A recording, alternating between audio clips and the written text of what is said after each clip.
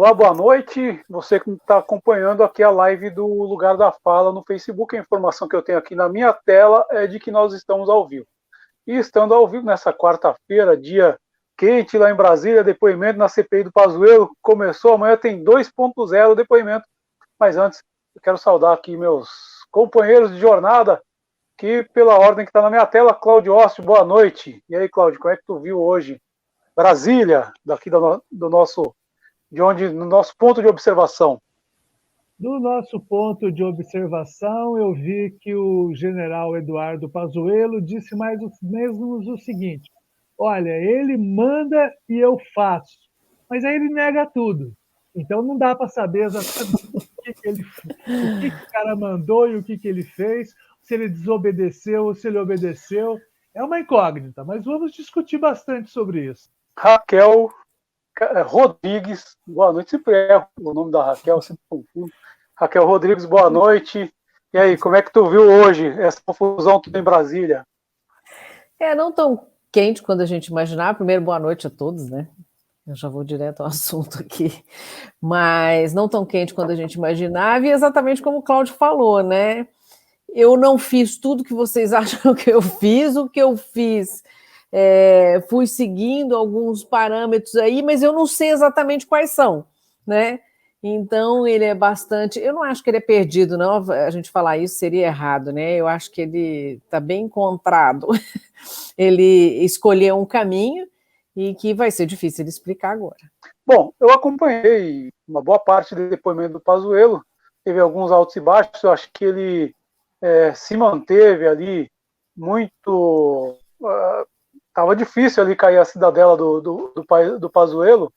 Durante, pelo menos, começou ali pouco depois das 9 da manhã, lá para o meio-dia, que ele foi dar algum escorregão importante, e foi bem na questão de Manaus, né? Porque tinha uma discussão do seguinte: a versão do Pazuello é a seguinte: dia 10 de fevereiro ele foi para Manaus e aí ficou sabendo então que poderia faltar oxigênio. E aí os senadores trouxeram a informação que, na verdade, o secretário, se não me engano, estadual de saúde lá do Amazonas, tinha entrado em contato com ele no dia 8, e ele teria dito em depoimento que no dia 8 ele já avisou do problema. Esse foi o primeiro impasse aí que começou a deixar a situação do Pazuello ali complicada. Teve também, na hora que eu estava acompanhando, porque eles foram até as 2 da tarde, depois abriram para almoço, ou melhor, pararam para almoço, teve uma parte importante ali também que ele, que eu achei que foi uma das frases mais importantes ali, que ele falou que o Renan pergunta para ele: olha, por que tu saiu, na tua avaliação, por que tu saiu do cargo? Ele falou assim: missão cumprida. Missão cumprida na época com 300 mil mortes. Então, mas aí você precisa entender que missão ele recebeu, né? Então, e que ele não consegue esclarecer. E o interessante é que terminou o depoimento, né? Depois a gente vai até comentar sobre isso de uma maneira muito dramática, né? Para combinar aí com o esquema, como diria Paulo Biratã, e virou um cassino no final. Façam suas apostas. Disse que tinha bolão lá. Ele mentiu 5 vezes? Ele mentiu 12 vezes? Tem gente que fala que é 12. O G1 fez uma lista, fato ou fake, né, Cláudio? Diga lá. Cara, tem algumas coisas curiosas, né, que ele fez lá. Por exemplo, a senadora Elisiane Gama, né?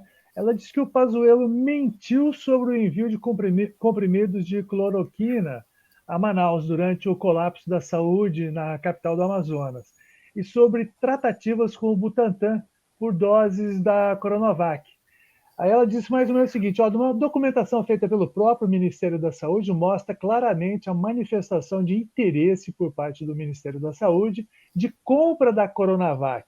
O presidente Jair Bolsonaro fala no dia seguinte que não vai comprar coisa nenhuma porque é da China. E depois o ministro diz: olha, o presidente manda e eu obedeço. Aí, em outra parte, ele diz mais ou menos o seguinte: o Pazuello, assim, em nenhum momento o presidente da República determinou isso, ou me obrigou a fazer qualquer coisa. Então, não dá para entender, sabe, quem que está mentindo. Alguém está mentindo. ou a declaração dele anterior era mentirosa, ou o que ele falou na CPI é mentirosa. Então, alguma coisa, alguma mentira ele falou, porque se são duas coisas contraditórias, não pode ser verdade todas elas, pelo óbvio. E tem vídeos irrefutáveis, né? Essa mesmo que você acabou de citar aí do presidente, está em todas as televisões, depois do depoimento do Bolsonaro falando exatamente isso. Não vou comprar essa vacina chinesa, essa vacina não interessa para ninguém, ficou só para nós, é uma porcaria, não vou comprar, e acabou, ele disse com todas as letras, né? E o interessante é exatamente isso. Ele mentiu sobre vacina, sobre cloroquina, sobre isolamento, sobre Manaus, e não mentiu porque eu estou dizendo que mentiu, foi porque a gente tem depoimentos gravados extremamente contraditórios.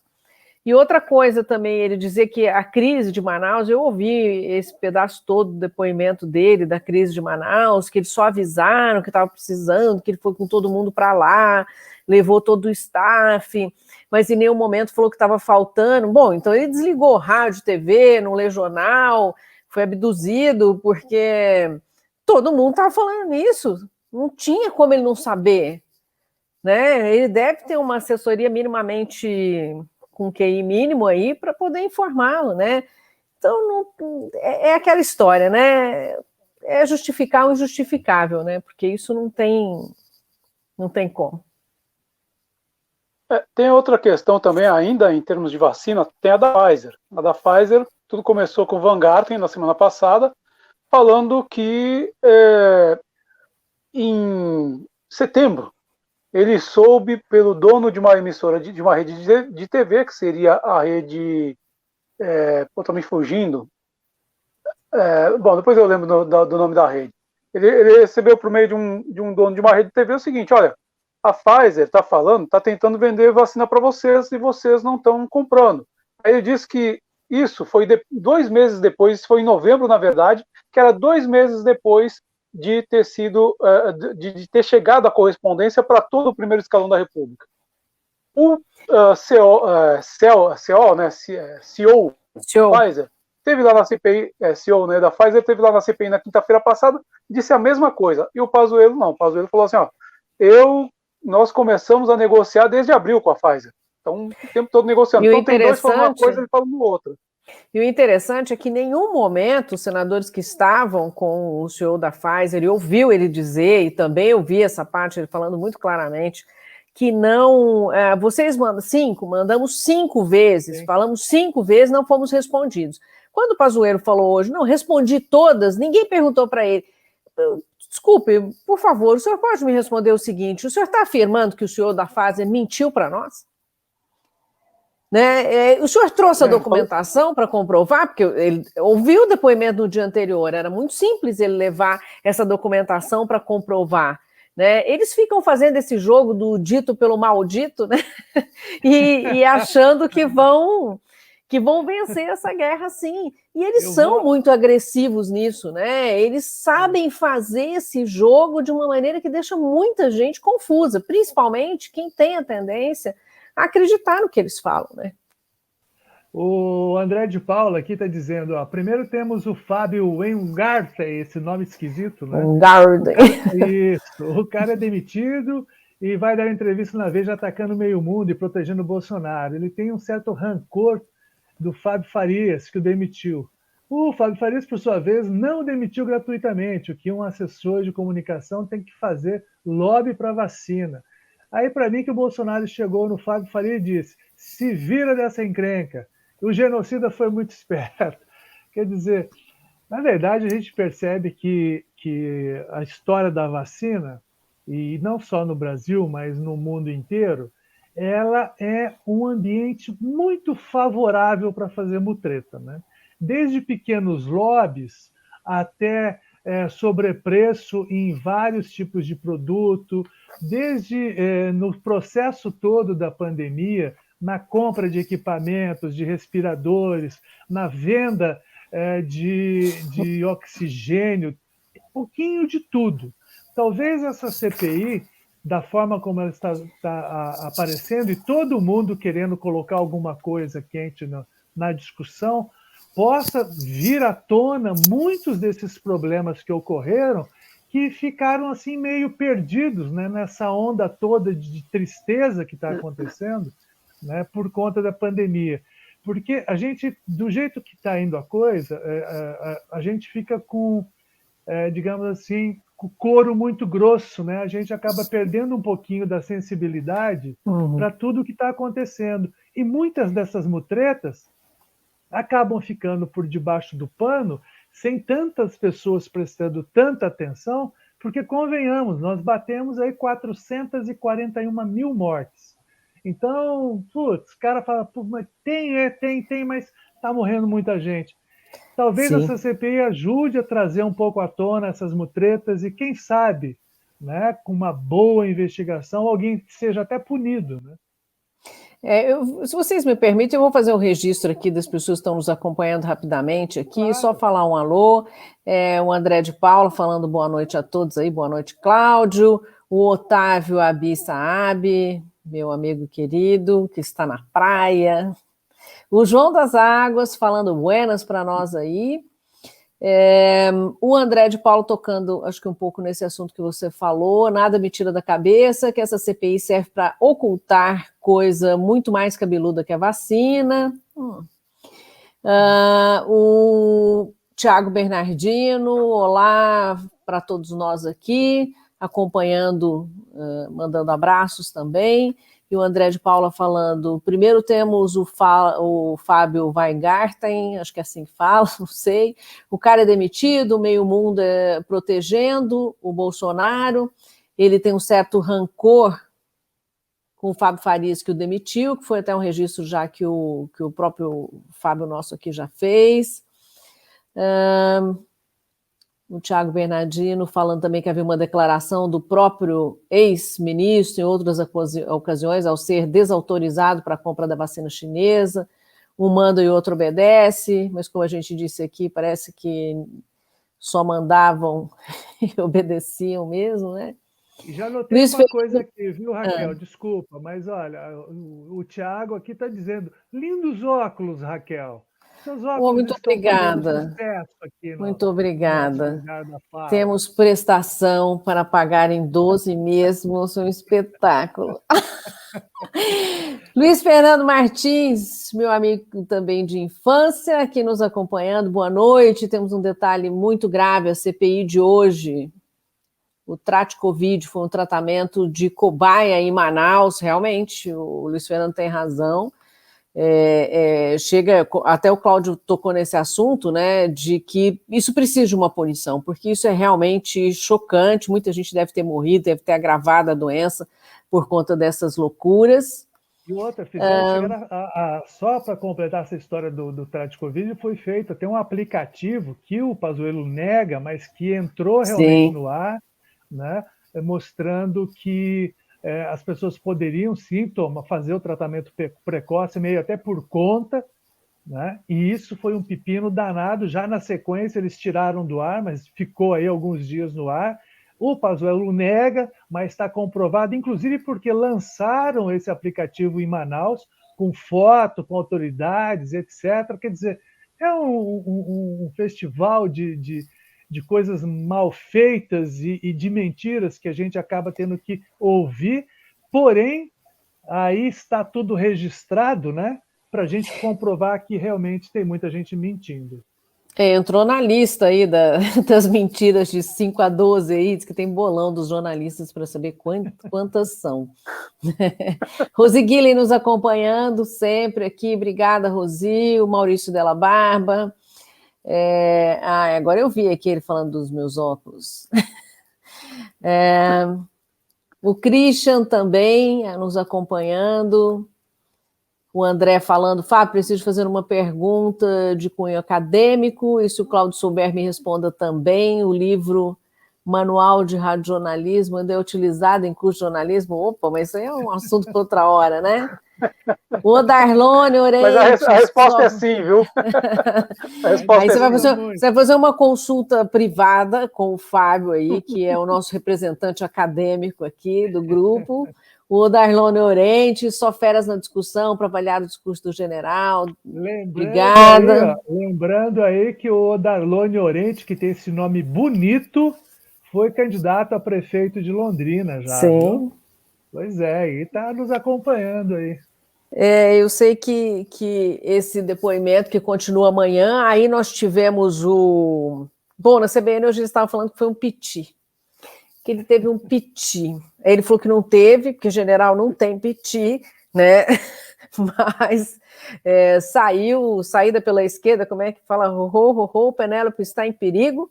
Saiu e diz que volta amanhã às 9. Houve, acho que um dos senadores disse que ele teve uma queda de pressão, né? Passou mal, Sim, teve queda de pressão. É médico, e ele disse que foi isso mesmo, que não é mentira, não. Só que a galera do time do Pazuello disse que não aconteceu nada disso, não, que ele está ótimo, que podia continuar. Só que havia daí, depois disso, a sessão, e se fosse continuar, seria agora à noite, né? E como o Pazuello... Ele ainda não é um general de pijama, mas ele está para ser em breve. Eu acho que decidiram transferir o restante do depoimento para amanhã. Aliás, o Renan Calheiros, se não me falha a memória, ele até pediu que fossem contratadas agências de checagem de informação. Parece que foram mesmo. Que ele abrisse a boca. Deixa eu só falar sobre essa... as informações para ver se ele estava ou não mentindo. Isso é bem importante, deviam levar a lupa lá, que faz essa checagem, porque diz que eles querem responder imediatamente às mentiras, né, e as loucuras com fatos, né, para municiar aí os senadores para poder resolver esse pequeno problema de distorção de informação. A Rosília pergunta aqui se abrir a caixinha de perguntas igual o Renan Calheiros. Podemos abrir, sinta-se à vontade. Mas deixa eu só fazer um comentário sobre essa saída do Pazuello, né? Que acabou passando mal e tal, né? Até o André respondeu que foi o senador Otto, da Bahia, ele é do PSD, né? Quem atendeu e tal, né? Diz que teve uma síncope e melhorou rapidinho. Mas o Pazuello saindo negando me lembrou uma esquete do Jô Soares, antiga, do Viva o Gordo, não sei se vocês lembram, era um general que tinha sofrido um acidente na ponte Rio-Niterói, ficou em coma ali do governo Médici e acordou no Figueiredo com a reabertura. E aí ele chegava e... o que aconteceu no Brasil? E aí as coisas... o Brizola está de volta. Me tirou os tubos. E tinha uns bolões que era muito interessante, que chegava uma enfermeira e falava assim, general, vamos pentear o cabelinho. Eu falava, já não tem cabelinho, o general tem cabelaço. Eu tava lembrando do Pazuello hoje, o general não tem síncope. Mas teve.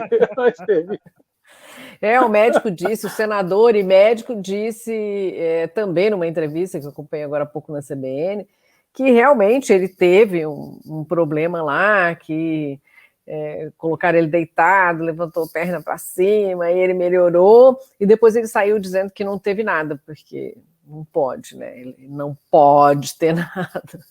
Então, que está tudo bem, que ele volta amanhã no horário marcado para novas mentiras. Mas assim, para começar às 9, né?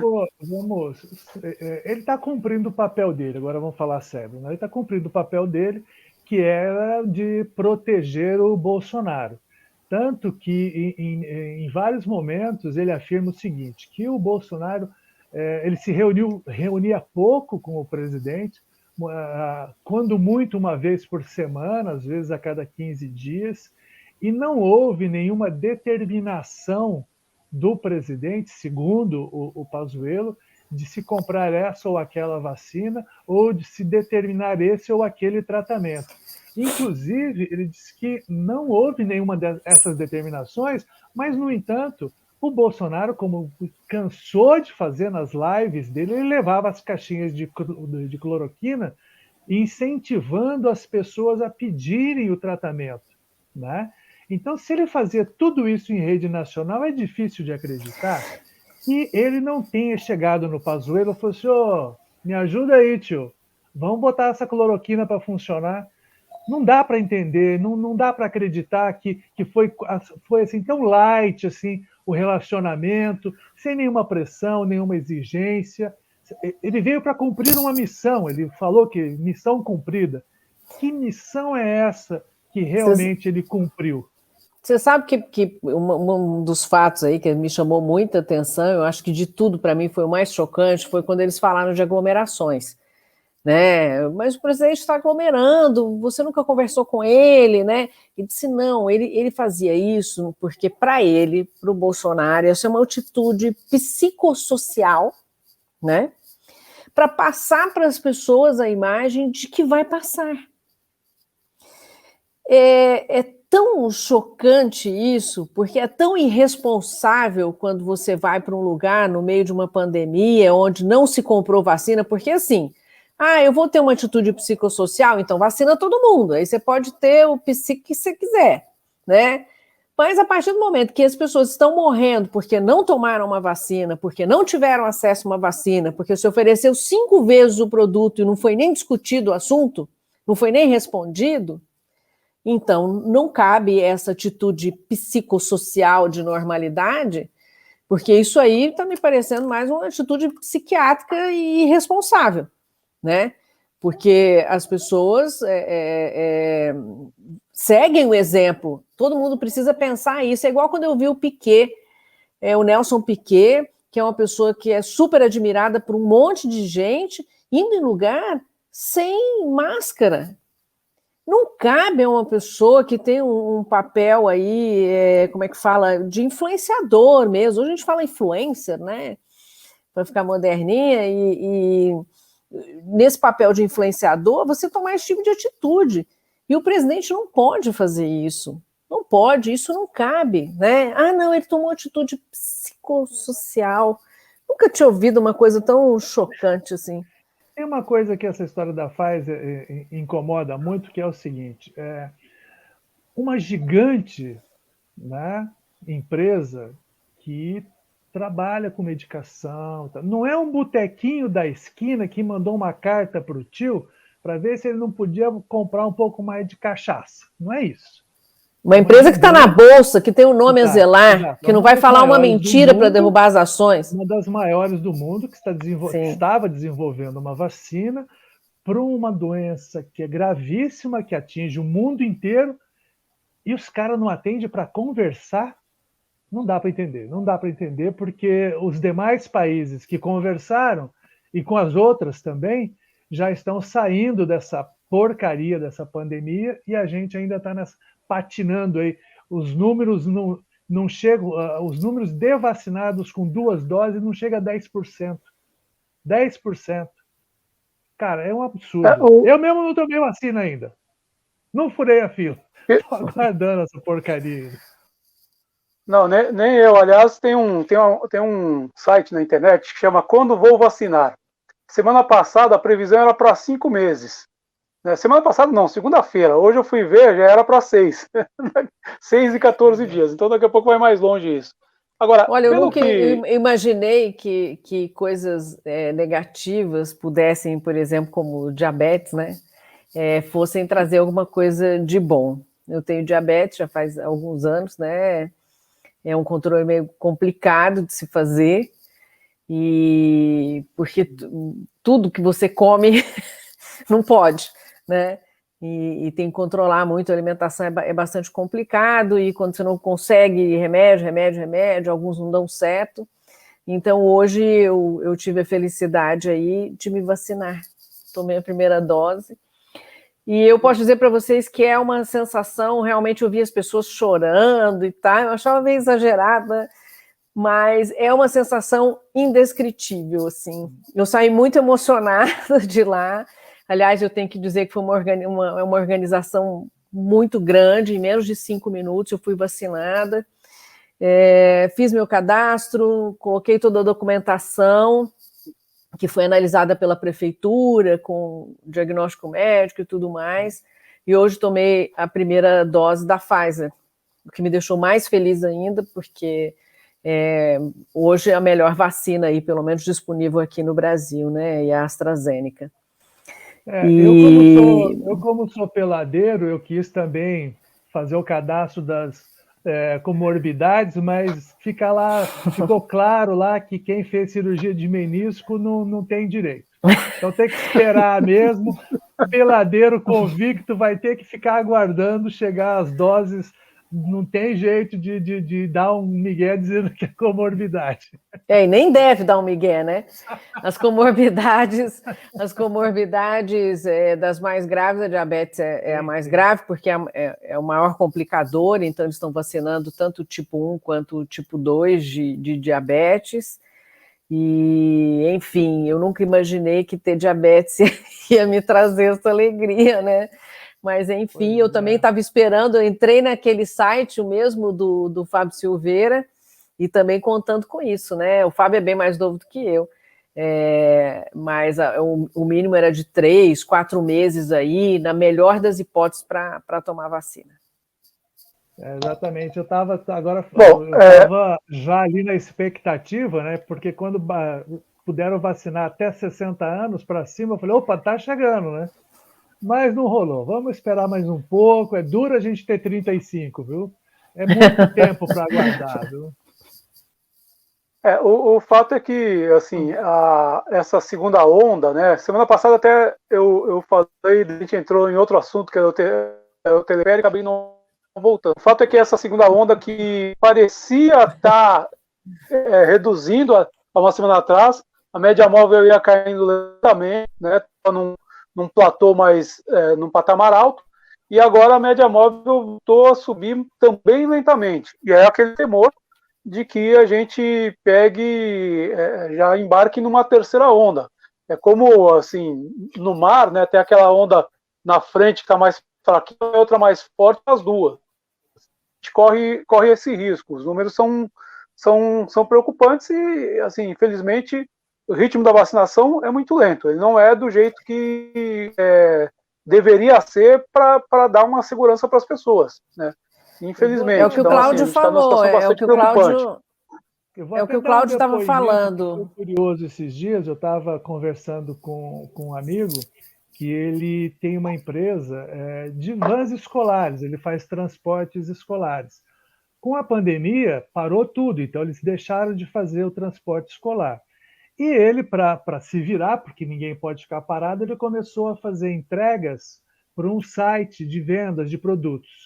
E ele disse que faz muitas entregas aqui na região. E ele chega nas casas da região e nas lojas da região, aqui de algumas cidades da região, usando máscara para se proteger. Aí ele disse que ele se sente um ET, porque as pessoas ficam olhando para ele como se ele viesse de outro planeta, porque ninguém nas cidades muito pequenininhas está usando máscara. Então fica uma coisa, ele falou, eu chego nos lugares, as pessoas ficam, tem certeza que eu não sou de lá, porque eu estou de máscara. Ele falou assim, olha, você não vê, é muito raro em cidade pequenininha você vê as pessoas usando máscara. Quer dizer, as pessoas também não colaboram, né?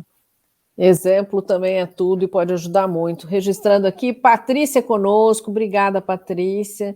E o Thiago falando para olhar o lado bom das coisas, mas é exatamente isso que eu estava falando, Thiago, que às vezes as coisas ruins que a gente tem que controlar, como uma doença que é diabetes, e num momento como esse traz uma notícia boa, que é a vacina, né? Nem tudo que é ruim o tempo todo, né? Eu vou jogar uma pergunta para vocês. Amanhã, Eduardo Pazuello volta a ser o homem mais visto do dia, né? E ouvido também.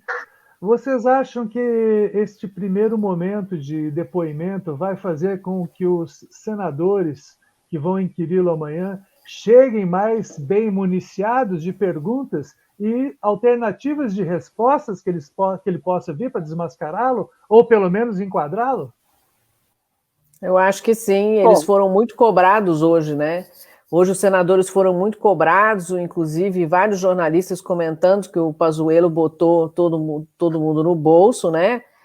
Com toda a cena que fez, e que as pessoas não estavam preparadas para rebater, não tinham as informações, foi por isso que teve até esse movimento de contratar empresas que pudessem fazer o lado B aí, trazendo essas informações para ajudar os senadores. Eu imagino que até para nós que somos jornalistas, que acompanhamos muitas coisas, e a gente não consegue acompanhar tudo, nem vai lembrar um depoimento que o fulano falou, não sei quando, né? Então, realmente, acho que para os senadores ficou mais difícil e acredito que amanhã eles vão se mexer para responder. Agora, a gente tem que responder uma pergunta até maior do que essa, né? O que eles pretendem com isso? Será que essa CPI vai ajudar a trazer a vacina? Será que essa CPI vai ajudar a punir os que fizeram as coisas erradas de maneira irresponsável, né? Porque a gente teve aí ministro irresponsável. Será que é um grande show para que os senadores aproveitem para aparecer, já que não tem uma sessão aberta? Até os jornalistas estão do lado de fora, ninguém está dentro do plenário, conversando, vendo bastidores, né? Eles comentavam isso hoje também, que sempre quando tem uma CPI, o Freixo está ali dentro da sala, né? Ficar ouvindo o bafafá, né? Às vezes não é nem o depoimento oficial. E isso não está acontecendo no momento, porque não é possível entrar dentro da sala, não é permitido por conta da Covid, obviamente, né? Então, que saldo isso vai nos dar? Enquanto o Fábio volta... Bom, eu voltou. Boa parte do depoimento. Viu, caímos Fábio? E voltamos enquanto a Raquel falava. Está meio picotado aqui. Você caiu, mas você é sempre voltável. Volte. Não voltou. Eu tô aqui. Enquanto ele não volta, é só uma coisa que me chamou também a atenção, e em determinado momento, o Pazuello disse que o Tribunal de Contas não estava dando sinal verde para a compra, se eu não me engano, de vacina, e o pessoal do tribunal estava acompanhando também, e já mandou a letra, falou assim, olha, não te fizemos nada disso, não temos nada com isso, né? Quer dizer, desmentiu ele meio que na lata também, né? Teve uma outra situação parecida, que um outro órgão federal também fez a mesma coisa. Falou assim, olha, porque nós não fizemos isso. A responsabilidade era do Ministério da Saúde. Fábio, por favor. Bom, eu acompanhei esse depoimento, principalmente eu fiquei mais colado ali na parte da inquirição do Renan, né? E que foi a mais longa. Ele começou pouco depois das 9 da manhã. Minha impressão ali até meio-dia, que até meio-dia o Pazuello se segurou bem. Falava com firmeza e tal, dava alguns dados que eram discrepantes de outros depoimentos, mas dizia, não, tem a documentação aqui, eu vou deixar a documentação. Ele começou a cair depois do meio-dia, aí ficou mais complicado. Então, primeira coisa assim, ele conseguiu ali ter uma argumentação, em princípio, mais consistente que os antecessores, por exemplo, o Ernesto Araújo, assim, caiu fácil, o Vanguard em meia hora já estava perdido, já estava tomando 7-0 em meia hora. Então, assim, ele teve ali, segurou até meio-dia, mas depois ali começou a descambar. A partir do momento que começa a chegar assim, não, por exemplo, ele fala lá, não, a AGU disse que a gente não podia assinar uma com a Pfizer. Aí daqui a pouco vem a AGU, não falou isso, que não tinha insanável e tal.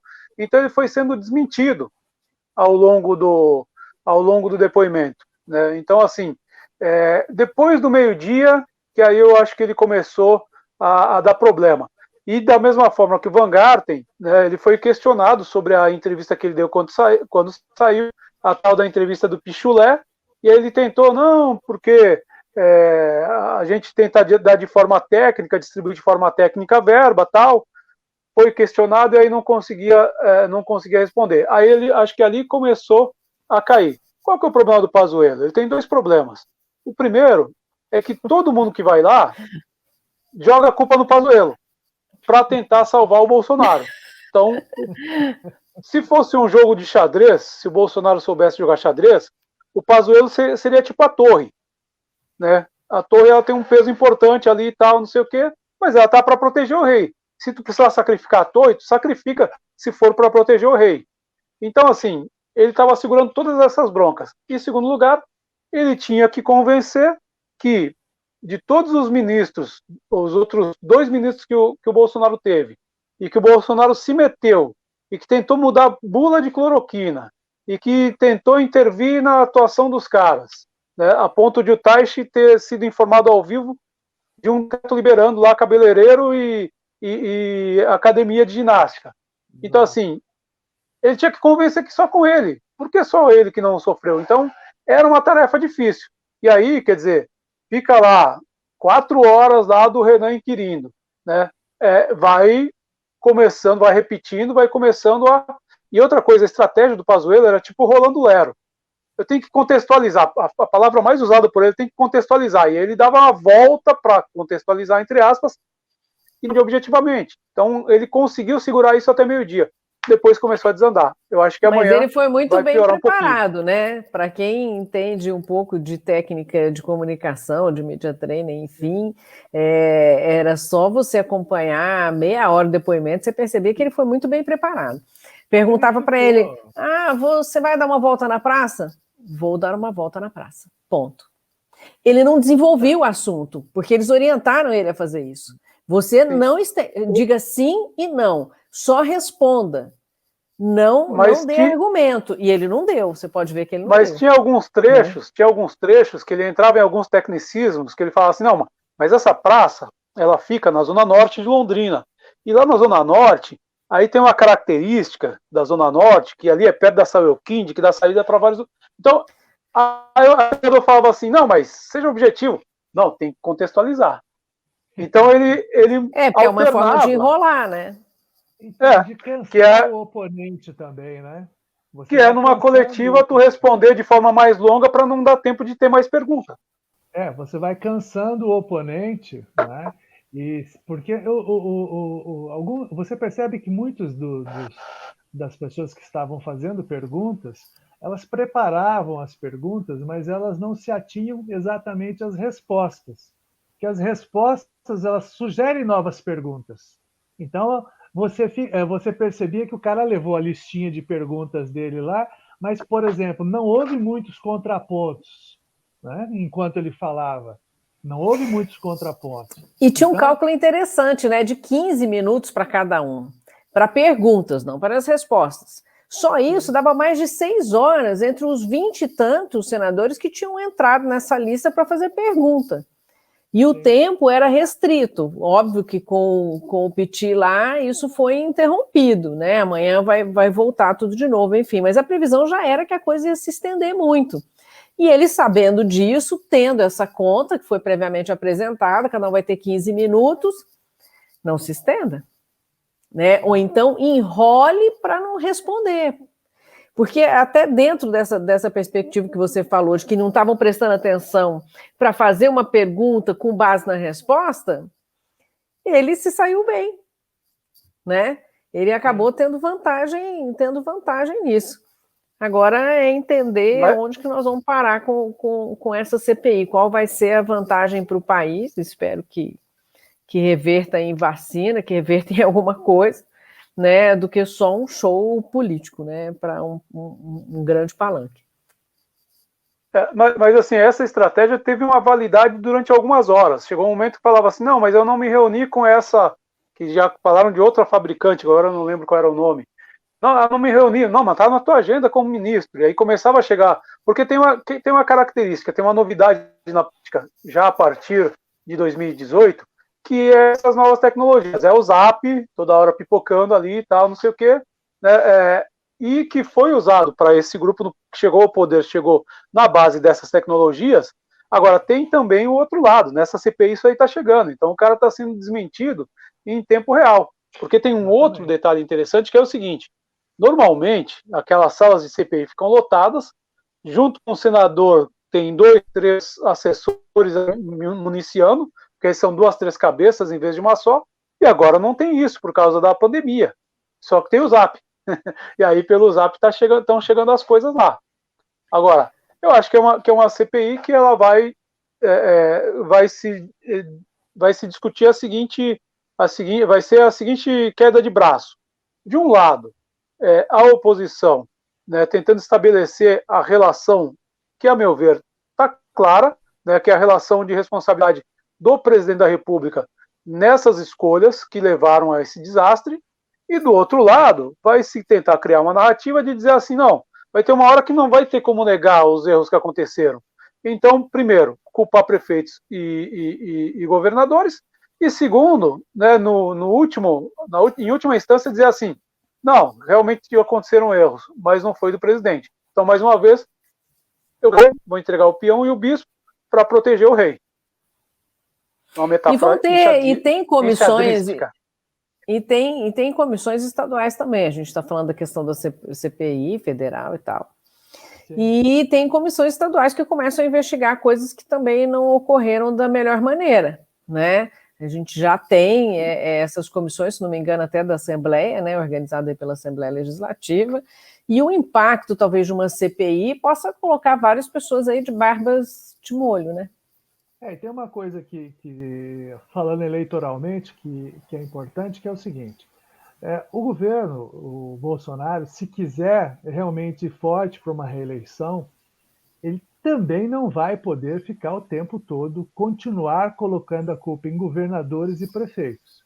Porque governadores e prefeitos que vão para uma reeleição sempre são bons cabos eleitorais para quem está na presidência também. Se ele ficar atacando todo mundo e colocando essa bronca desse tamanho no colo de prefeitos e governadores, tá? Os governadores que estão indo para a reeleição, ele vai ter cabo eleitoral negativo nos estados. E cá entre nós, as pesquisas mostram que ele não está assim tão confortável que tenha condições de ficar liberando apoios de governadores, né? Então ele também já deve estar fazendo essa conta aí. Temos visita. Olha aí, ó. Fala oi e tchau. Ô, Baruch.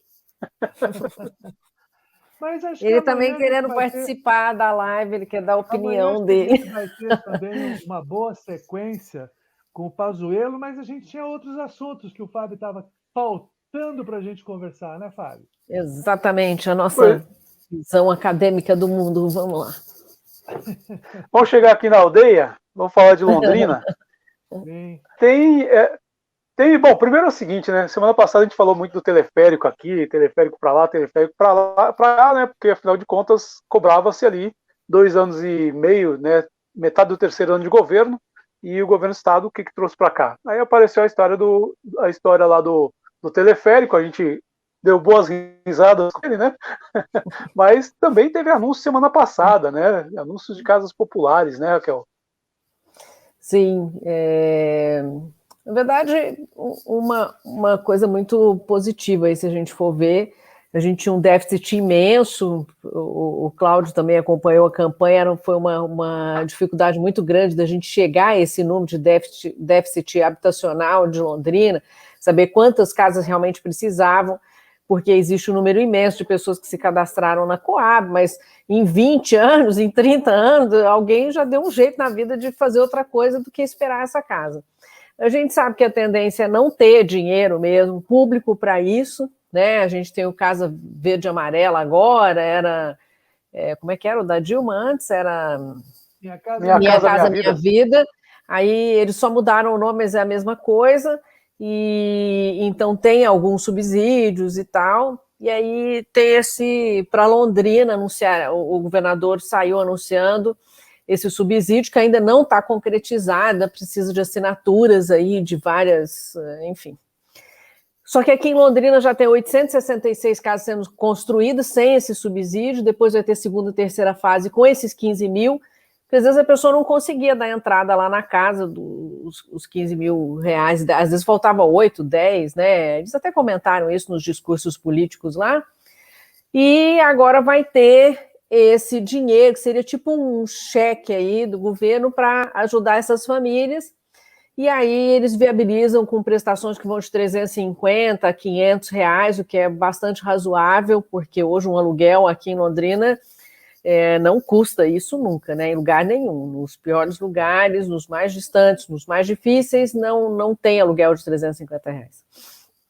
Então, foi uma oportunidade aí de viabilizar uma renda familiar de R$ 1.600. Então, nesse ponto, vai ser positivo. Não tem muita casa? Não. Então, inicialmente são essas 866, depois parece que aqui em Londrina são quase 700 na segunda fase, depois vai ter mais na terceira. Anunciou para Arapongas, anunciou para Cambé também, umas 400 e tantas casas, mas já dá um alívio aí num universo tão imenso de pessoas que ainda esperam comprar a sua casa, enfim, ter esse alívio e ainda gastar menos, né? Porque é um dinheiro totalmente jogado fora aí, que a gente ouve isso desde a época dos nossos avós, né? Não paga aluguel, faz uma prestação, mas nem sempre dava para fazer uma prestação, né? Ficava difícil. Sim. Então, pelo menos nesse ponto aí, esse programa parece bastante interessante. Vamos ver como é que vai andar, né?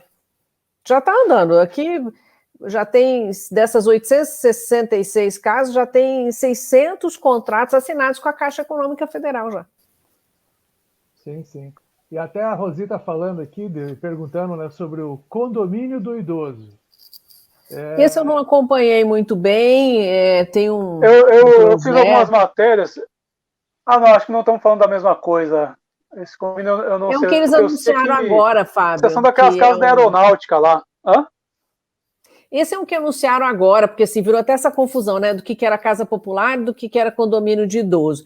É um projeto bastante midiático aí, esse projeto do idoso, ela está até colocando aqui, são 40 casas, que é um condomínio, justamente para atender. Eu não sei como é que vai ser o critério, né, para esses idosos, como é que seria esse atendimento.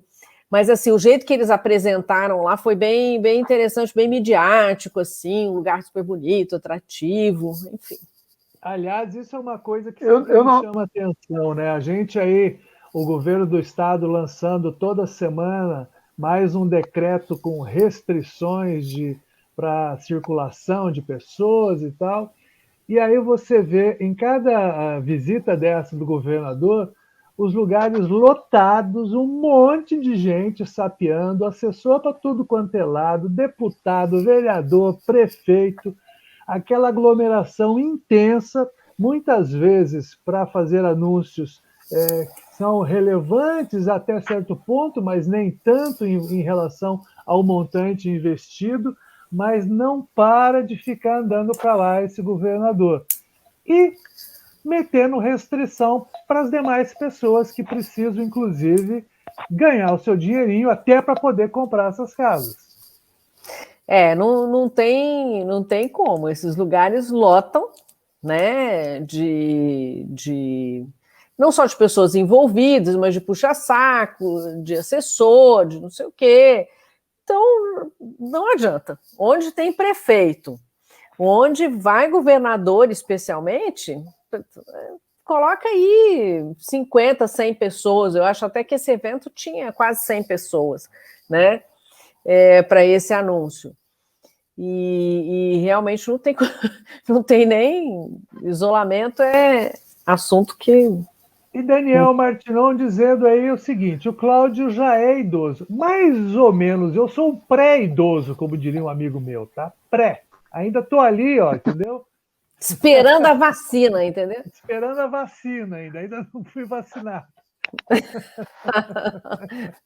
Mas esperando sentado, né, Cláudio? Olha, pois é. De pé realmente vai cansar, viu? Porque a perspectiva ainda é de alguns meses. Se continuar nesse ritmo aí, talvez nem esse ano, viu? Ninguém não tem como ter uma previsão de como é que vai ser, né?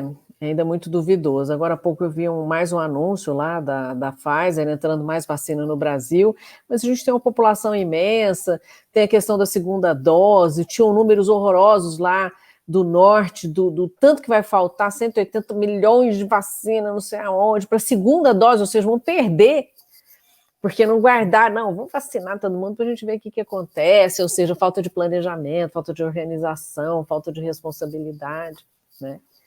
Ou seja, é uma zona. Bom, mas voltando aqui para o nosso então estava mundinho... esperando a minha primeira dose. Para minha visão mais otimista, estava esperando minha primeira dose ali para o primeiro trimestre de 2045. Agora eu já acho que é o segundo trimestre, só que de 2065 até lá eu acho que eu consigo. Mas voltando aqui, você ia falar, Raquel? Não, até voltando àquele assunto, a tendência hoje para casa, eu não sei se condomínio do idoso, eu realmente não sei falar sobre isso, mas assim, A tendência para casa hoje são essas parcerias público-privadas. Não existe dinheiro público para se fazer casa. E o que eu acho interessante é o seguinte, que em nenhum momento que era somente público, a gente viu prestação desse tamanho. Então, alguma coisa está acontecendo. Talvez essa gestão seja até melhor pelas empresas privadas, né? Eles entram, de repente, com um terreno, com uma infraestrutura, ajuda a reduzir o preço do investimento. Eu vou nessa ferida, viu, Raquel? Porque, por exemplo, uma empresa privada negociando diretamente com o governo, dificilmente vai ter 23 cargos comissionados, como tem a Coab de Londrina, alguns cargos pagando R$23 mil, por exemplo, de salário, com médias acima de R$5 mil, com salários de R$12 mil. Todo esse dinheiro pago só em salário dá para construir muita casa popular por ano. As Coabs, não só de Londrina, mas de todos os lugares, elas deixaram de ser necessárias. Hoje, com essa facilidade de crédito e desses acordos que são feitos entre empresas e governos, essa necessidade de uma Coab que é protetora, que faz tudo aquelas listas intermináveis. Só para vocês terem uma ideia, nos últimos 4 anos, a Coab de Londrina não construiu 500 casas. Em 4 anos. Então, não há por que ter uma empresa daquele tamanho como se fosse uma imobiliária, né, cobrando prestação de casa popular sem construir, sem dar alternativa, ou seja, sem ter a função dela, que um dia foi, de realmente atender a população de baixa renda. Não tem mais função. Hoje é só um cabidão de emprego para botar um monte de gente lá dentro que não tem exatamente uma profissão definida, às vezes até tem, mas virou um cabide para colocar paniguado, então não tem sentido. Porque ficou agora com a função apenas de administrar contratos antigos, vamos dizer assim. Se a gente for avaliar no mundo moderno que a gente tem hoje, onde as pessoas... o casal que comprou a casa, que assinou o contrato agora dessa segunda fase, eles puderam mandar a documentação pelo WhatsApp. Em 30 dias analisaram a documentação deles todos, porque você falou, deixa lá o envelope, a gente analisa tudo. Em 30 dias liberou, eles compraram, comprovaram a renda, assina direto com a Caixa, que é quem vai fazer a administração desse contrato, não vai ser a Coab ou qualquer outra entidade aí para fazer isso. E como você disse, às vezes o privado funciona melhor, porque antes qual que era a função? Você dá oportunidade para quem não tinha, né? Porque antes o que se fazia? Não construía para esse tipo de público, ninguém queria esse tipo de público, né? E hoje não, eles querem. Então, você doar um terreno, que são poucos, né? Por isso que se constrói muito apartamento e não casa, essa é casa. Isso que eles estão entregando. Então, são terrenos de 160 metros, a casa tem 47 metros, pois o cara, se um dia ele tiver mais dinheiro, tiver condição, ele pode crescer ali dentro daquele terreno dele e tal. São projetos que podem ser mudados pela pessoa, ou seja, já dentro daquela perspectiva privada. E é o que você falou, não vai ter cabidão. Não vai ter dinheiro jogado fora, porque empresa nenhuma vai fazer isso, né? Mas, enfim, eu vou deixar para vocês, então fecharem. Só quero pedir, dizer que logo aí, até nos próximos dias, até amanhã, um pouco depois, essa live vai estar lá no nosso canal no YouTube. Pedir para tu acessar lá o nosso canal. Amanhã mesmo. Não tem preguiça. Como diria Muricy Ramalho, aqui é trabalho. Claudião a garante, colocou bom São Paulino, né? Meu nome é trabalho, meu sobrenome é extra, né? Vai estar lá no nosso canal, tem outros conteúdos por lá também, tem a coluna do Cláudio Oste, tem 2 colunas minhas, uma sobre política. Na sexta-feira está saindo mais um vídeo da minha coluna de leituras, estou falando sobre Eichmann em Jerusalém, livro de Hannah Arendt, vai estar lá o vídeo. E temos outros conteúdos, João Rezende, Carla Sen, estamos lá, e fora essas nossas lives maravilhosas aqui, que a gente faz e depois vai para lá, então se inscreva no canal. Dessa intelectualidade toda, eu fico aqui, né? Eu só assisto, porque é muito para mim tudo isso. Eu dou meu tchau. Para aproveitar aí, vamos aí colocar um tema polêmico também. Já acertei entrevistas com dois deputados, né, sobre o voto impresso. Tá? É uma polêmica porque muita gente diz que é importante, outros dizem que é um retrocesso, e nós vamos colocar o presidente da comissão da PEC aí, que estuda o voto impresso, e também o relator para falar sobre esse tema. E fica para a Raquel pedir para as pessoas se inscreverem no canal. É isso aí, vai lá, se inscreve no canal, curte, aperta o sininho lá, olha como eu sou. Clica no super tecnológica, tá? Clica lá no sininho para você ser avisado na hora que o Fábio Silveira trouxer todos esses livros maravilhosos, que o Cláudio Dióstenes tiver com essas entrevistas já aí na ponta da linha para a gente compartilhar, e a gente conta com vocês para a gente chegar... Agora a gente está fazendo ao vivo, né? Mas a gente ainda tem essa meta aí de chegar aos 1.000 seguidores aqui no YouTube também. Até aí, pessoal, então. Até a próxima. Tchau para vocês. Boa noite. Boa quarta-feira, que amanhã tem Grêmio. Ave Maria. Zu livre. Tchau. Tchau, beijo, até mais.